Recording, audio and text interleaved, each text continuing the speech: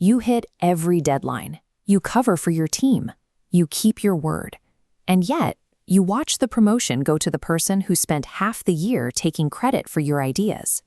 While you're following a code of ethics, they're following a manual for survival. In a landscape where rewards are finite, your transparency becomes their competitive advantage. To understand why the workplace actually operates this way, we have to look to philosopher Thomas Hobbes and his 1651 text, Leviathan. Hobbes argued that beneath the surface of civilization, human beings live in a state of nature.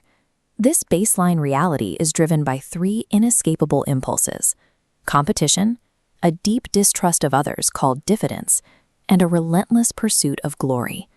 The result is a perpetual, restless desire for power. We like to think the modern corporate office is a rational system. In reality, it is a sanitized version of Hobbes' state of nature. The business suits and the polite emails simply mask a world where one person's gain requires another's loss. Human resources policies and professional etiquette are what Hobbes called covenants. But as he warned, covenants without the sword are but words. If there is no actual power present to force people to play fair, the rules effectively cease to exist.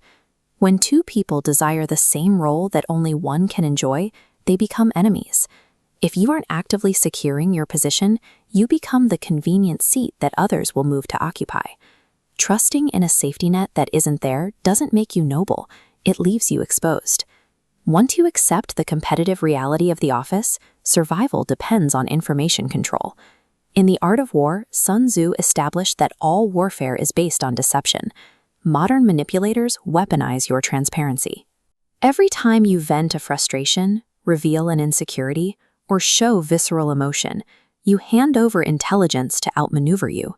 Sun Tzu advises that when you are able to attack, you must seem unable. In an office setting, this means when colleagues probe you for gossip or try to gauge your reaction to a controversial decision, you give them nothing to work with. This illustrates the active process of going formless. By neutralizing your emotional tells and limiting the personal data you broadcast to peers, you cut off the supply lines your rivals rely on to read your intent.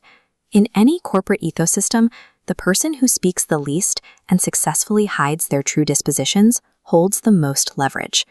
Being formless keeps you off the radar, but you will eventually be tested. When that happens, you need the aggressive agency outlined by Niccolo Machiavelli in The Prince. Society conditions us to offer blind loyalty and unbroken promises to our employers. But managers will routinely sacrifice your well-being for their own metrics. Keeping faith with a system that is actively working against your interests is a path to ruin. This shows Machiavelli's blueprint for self-preservation. You must use both the fox and the lion. The fox's cunning spots hidden workplace traps and colleagues pumping you for information. The lion provides the force to establish unshakable boundaries that terrify wolves from crossing you. People resist this because they are afraid of being the bad guy.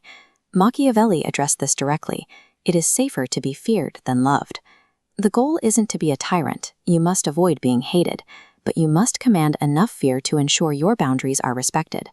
Commanding respect requires protecting your property, your ideas, your credit, and your time so aggressively that others calculate you are too dangerous to target. Internalizing Hobbes, Sun Tzu, and Machiavelli does not transform you into a villain. It equips you to build an impenetrable architecture of defense. Reliance on corporate bureaucracy for protection often leads to disappointment. Real security comes from the individual who understands these leverage points and uses them to dictate the terms of their own professional life. True power is not the act of hurting others. It is possessing the capacity for ruthlessness, coupled with the discipline to withhold it. You keep this capacity held in reserve. You deploy it solely to neutralize threats and to protect your own peace. Stop waiting for the world to be fair. Read the hidden intentions in the room, conceal your own, and take back the initiative in your career.